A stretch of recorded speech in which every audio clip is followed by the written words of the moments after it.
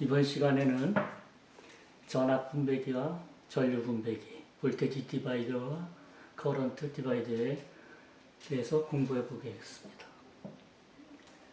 7회 1절에서는 직렬 전압 분배기를 공부를 하고요. 7회 2절에서는 두 개의 병렬 저항을 포함한 전류 분배기.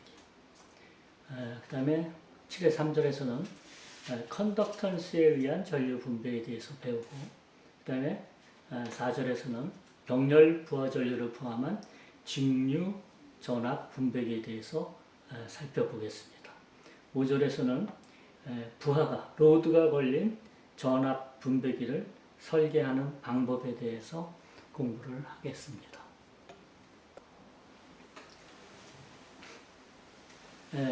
직렬 전압 분배기라고 하면 우리가 전체 전압, 직렬에 걸린 전체 전압 VT가 직렬 저항값에 비례하기 때문에 각 저항에 걸리는 드롭되는 볼테지로 나누어지게 되죠.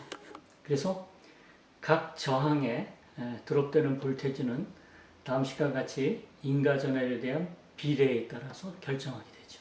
그래서 따라서 전류를 구하지 않고도 이 각 저항에 걸리는 전압의 값을 우리가 구할 수가 있다는 거죠. 그래서 그 각 저항에 드롭되는 볼테지 VR은 전체 저항분의 그 자기 자신이 갖고 있는 저항값 곱하기 전체 전압을 곱하면 그 저항에 드롭되는 볼테지를 구할 수가 있습니다. 이 식은 각 전압값과 그 저항값 사이가 어떻게 해요? 리니어하게 정비례하기 때문에 우리가 직렬 저항의 개수에 상관없이 또는 전류를 구하지 않고도 그 저항에 드롭되는 볼테지를 쉽게 구할 수 있다는 것입니다. 가장 큰 직렬 저항에 생기는 전압값은 가장 클 것이고, 작은 직렬 저항에 생기는 전압값이 가장 작게 나올 것이겠습니다. 왜냐하면 우리가 전압값과 그 저항값 사이가 정비례 관계가 존재하기 때문입니다.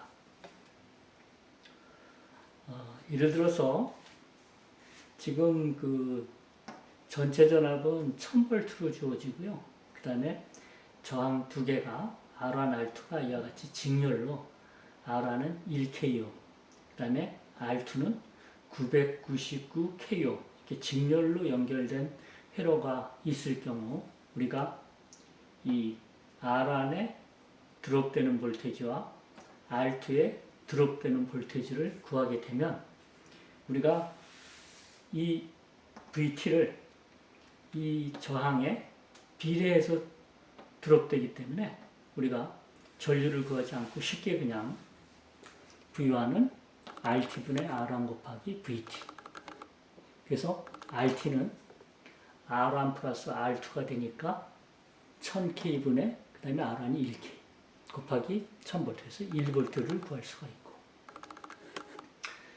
저항 R2에 드롭되는 볼테지는 RT분의 RT 곱하기 VT, 그래서 1000K옴분의 999K옴 곱하기 1000V는 999V. 우리가 지금 구한 V1 1V와 V2 999V가 나왔는데 이것을 우리가 이 직렬 회로인 경우니까 KVA를 적용해서 우리가 체크를 할 수가 있죠. 그래서 VT는 V1 플러스 V2, 그래서 1V 플러스 999V에서 1000V. 이와 같이 직렬 저항의 경우, 저항이 직렬로 연결된 경우 이 직렬 저항의 큰 값에 많은 비례해서 그 전압이 걸리게 된다. 예를 들어서 1대 999니까 1000V가 여기는 1V, 여기는 999V 이렇게 걸리게 됩니다. 우리가 직렬 저항 회로에서 그 각 저항에 드롭되는 볼테지를 구하는 방법은 두 가지 방법이 있습니다. 그래서 우리가 기존의 방식대로 구하는 방식을 우리가 지금 얘기하는 메소드 오브 IR 드롭, 그러니까 V는 이퀄 IR이라는 그 오매 법칙을 사용을 해가지고 구하는 방식이 있습니다. 그래서 그걸 먼저 설명을 해드리면 이와 같은 회로에서 전체 전압이 200V고 R1, R2, R3가 50K, 30K, 20K가 직렬로 연결이 되어 있을 때 이 V1과 V2, V3를 구하여라. 이 경우 우리가 우선적으로 이 직렬 회로에 흐르는 전류 I를 구한 다음에 그래서 I는 여러분 알다시피 RT분의 VT가 되니까 50옴, 30옴, 20옴을 더하면 100K가 되겠죠. 그래서 100K옴분의 200V. 그래서 이 직렬 회로에 흐르는 전류를 우선 2mA를 우리가 우선 구한 다음에 IR 드롭에 의해서 각 R1, R2, R3에 드롭되는 볼테이지를 구하게 되면 V1은 I1, R1 그래서 2mA에다가 50K옴 곱하니까 100V V2는 IR2 2mA에다 30K옴 곱하니까 60V V3는 IR3 2mA 곱하기 20K옴 40V 그래서 우리가 기존에 풀었던 방식으로 이와 같이 직렬 저항 회로에서 각 저항에 드롭되는 볼테이지를 구하는 방식 중에 첫 번째 방법이 메소드 오브 IR 드롭. 전류를 구한 다음에 IR. 그죠? 오메 법칙 사용해서 IR 드롭에 의해서 이 전압 값을 V1, V2, V3를 구하는 첫 번째 방법이 되겠습니다. 두 번째 방법은 프로포셔널 볼테이지 메소드라고 해서 전류를 구하지 않고 이 저항값에 직렬로 연결된 저항값에 비례해서 이 전체 전압을 나눠 갖는다는 그러한 사실을 가지고 우리가 해석하는 방법입니다. 그래서 V1은 전체 전압 VT를 전체 저항분의 R1에 해당되는 저항 곱하면은 200 곱하기 100분의 50이니까 100V. V2는 VT에다가 곱하기 RT분의 R2. 그래서 200 곱하기 100분의 30해서 60V. V3는 VT 곱하기 RT분의 R3. 200 곱하기 100분의 20에서 40V. 이와 같이 100V, 60V, 40V라는 값을 우리가 얻을 수가 있습니다. 이 프로포셔널 볼테이지 메소드는 앞서 말한 IR 드롭에 의해서 구하는 것보다 훨씬 쉽죠. 그래서 다시 말씀을 드리면 인가 전압은 직렬로 연결된 각 저항에 걸리는 우리 전압은 이 저항값에 어떻게 해서 비례해서 V1, V2, V3 나누어 갖는다. 이렇게 구하는 방식을 우리가 프로포셔널 볼테이지 메소드라고 그러고 우리가 7장에서는 주로 이 방법을 이용해서 우리가 각 저항에 걸리는 전압값을 구하게 됩니다. 다음은 7회절 직렬 전압 분배기에 대해서 설명을 드리겠습니다. 이와 같은 회로에서 지금 그러니까 전체 전압은 24V로 주어지고 그 다음에 저항이 4개로 이렇게 직렬이 연결이 되어 있죠. 연결되어 있고 이쪽에 접지를 시킨 다음에 여기서 태핑을 합니다. R1, R2에서 태핑. 탭을 따가지고 A. 그 다음에 R2와 R3에서 태핑을 해서 B. 그 다음에 R3와 R2에서 태핑을 해서 C. 그래서 우리가 이와 같은 24V라는 전원을 주어졌을 때 A, B, C점의 각각의 전압 탭에서 서로 다른 전압이 나오게 되죠. 그래서 VAG, 그 다음에 VBG, 그 다음에 VCG 이렇게 서로 다른 전압을 구할 수가 있습니다. 각 탭에서의 전압은 접지를 기준으로 해서 측정이 되고 접지가 뭐가 돼요? 기준점이 되게 되죠. 그래서 기준점.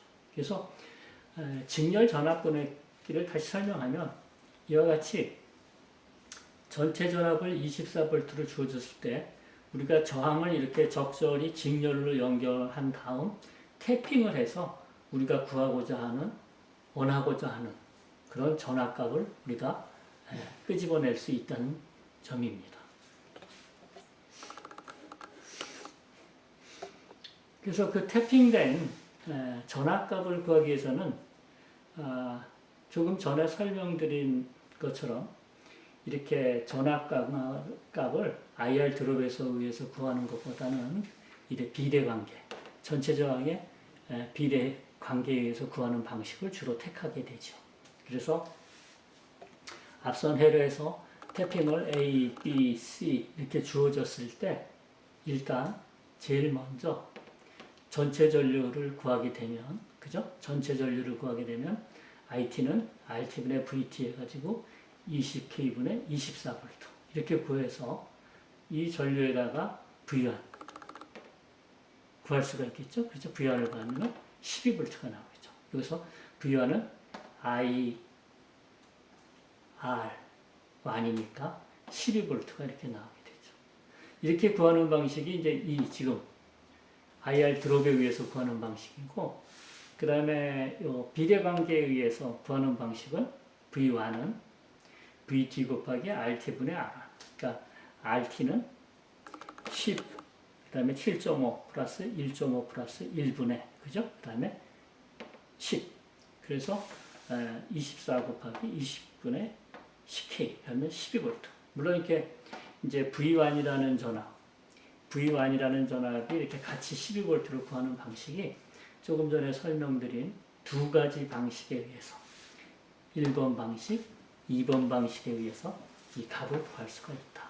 이렇게 구한 다음에 이제 여기가 우리가 이쪽의 전위가 24V니까 이게 12V가 드롭됐으니까 전압이 강화됐으니까 여기 이 점의 전위는 24V지만 A점의 전위는 몇 V가 됐어요? 24에서 12V가 다운이 됐으니까 이 A점에는 12V가 되겠죠. 그래서 VAG는 우리가 A를 태핑해서 몇 볼트? 인가전압을 24V를 주어졌지만 이렇게 R1이라는 10K옴을 직렬로 연결함으로써 A점의 전위를 몇 볼트가 나오게 돼요? 12V가 나오게 된다. 이것이 우리가 직렬 분배기고 직렬 분배기를 디자인하는 그 방법이 되겠습니다. 그래서 직렬 전압 분배기의 전압 태핑을 아까 한 것처럼 A, B, C 이와 같이 했을 경우 VAG는 여기에 걸리는 전압과 여기에 걸리는 전압과 여기에 걸리는 전압의 합으로 설명을 할 수도 있고요. 또는 이 VAG는 KBL에서 전체 전압에서 R 안에 드롭되는 전압을 마이너스 한 것과 마찬가지가 되겠죠.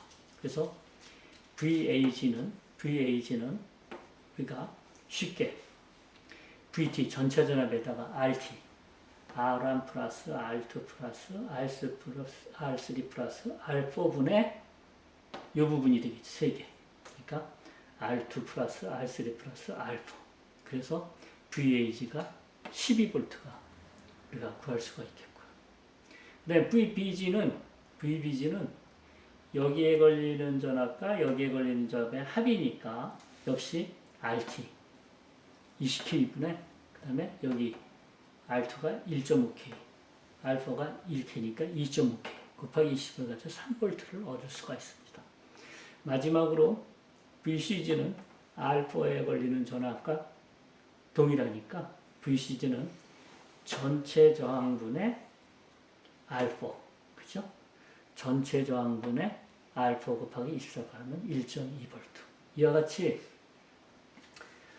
직렬 전압 분배기인 경우 우리가 전체 전압을 24V를 주어졌을 때 이렇게 적절하게 저항을 직렬로 연결한 다음에 태핑을 해서 우리가 이와 같이 12V, 3V, 1.2V 이렇게 우리가 원하고자 하는 전압값을 얻을 수가 있겠습니다. 지금까지는 전류 분배기, 전압 분배기에 대해서 알아봤는데 이번에는 전류 분배기에 대해서 알아보겠습니다. 전압 분배기는 직렬이지만 전류 분배기는 병렬이 되겠죠. 왜냐하면 직렬 회로인 경우는 전압을 나눠 갔기 때문에 전압 분배기가 되고, 병렬 회로에서는 전류를 나눠 갔기 때문에 전류 분배기로 사용할 수가 있는 것입니다. 그래서 전체 전류 IT는 각각의 브랜치 전류로 나누어지게 되죠. 그래서 그 가지 전류의 크기, 브랜치 전류의 크기는 저항값에 반비례하게 되죠. 그러니까 이제 직렬 전압 분배기에서는 그 전압값은 저항값에 비례하고, 병렬 전류 분배기에서는 저항값에 반비례한다. 반대의 경우가 되죠. 그래서 두 개의 저항 R1, R2가 병렬일 적에 우리가 브랜치 1, R 안에 흐르는 전류는 전체 저항 R1 플러스 R2분의 자신의 저항이 아니라 반비례 R2 곱하기 IT, 이와 같이 구할 수가 있습니다. 이러한 경우는 지금 얘기한 대로 병렬로 저항이 몇 개인 경우? 두 개인 경우. 브랜치 저항이 두 개일 때만 적용할 수 있는 공식이 되겠죠. 그래서 전압 분배기와는 반대로 저항값이 가장 작은 가지에 가장 큰 전류가 흐름을 알 수가 있죠. 그것은 저항값에 반비례하기 때문에 그렇습니다. 회로를 들어서 설명을 다시 드리면, 두 개의 저항이 병렬로 연결된 전류 분배기입니다. 그래서 전체 전류 IT가 30A가 흘릴 적에 R1 2옴과 R2 4옴이 흘렀을 적에 이 전류가 브랜치 1으로, 브랜치 2로 전류가 나누어진다는 사실을 이용을 하는 겁니다. 그래서 I1은 조금 전에 나온 공식처럼 이와 같이 I1은 IT 전체 전류에다 곱하기 R1분의 R2분의 반비례 R2, 그 다음에 I2는 IT 곱하기 R1 플러스 R2분의 R1, 이렇게 반비례 요소적으로 이렇게 놓게 되죠. 이렇게 해서 우리가 브랜치 1에 흐르는 전류와 브랜치 2에 흐르는 전류를 구하게 되면 20A, 10A 이렇게 흐르죠. 그래서 우리가 이 브랜치 1에는 20A가 흐르고 브랜치 2에는 10A가 흐르죠. 그래서 이 사실에서 알 수 있다면은 저항이 작은 쪽에, 그죠? 저항이 작은 쪽에 20A, 이쪽은 저항이 큰 쪽에 10A니까 반비례해서 저항이 작은 쪽에 더 큰 전류가 흐른다는 사실을 알 수가 있습니다. 그래서 저항값이 작으면 전류값이 커진다. 이렇게 우리가 알 수가 있는 거죠. 자, 이 회로에서 이제 IT가 1000mA가 흐를 적에 R1이 1K옴이랑 그 다음에 R2가 999K옴 두 개의 병렬로 연결된 회로 경우 그 전체 전류가 어떻게 나누어지는지 한번 알아보겠습니다. I1은 여러분이 알다시피 IT에다가 R1 플러스 R2분의 R2, 그래서 1000mA를 그 다음에 1000K분의 999K, 그러니까 우리가 999mA를 구할 수가 있고요. I2는 IT 곱하기 R1 플러스 R2분의 R1, 그래서 1000 곱하기 1000분의 1이니까 1mA, 이와 같이 우리가 구할 수가 있습니다. 따라서 이 회로에서 보게 되면 이 1000mA가 대부분 다 어디로 흘러요? 저항이 적은 1K 쪽으로 999가 흐르고, 그 다음에 큰 쪽으로 1mA. 그래서 저항이 적은 쪽으로 큰 전류가 흐른다. 이것이 우리가 여기서 말 그대로 설명드린 것처럼 저항값이 가장 작은 브랜치에 가장 큰 전류가 흐른다는 사실을 알 수가 있습니다.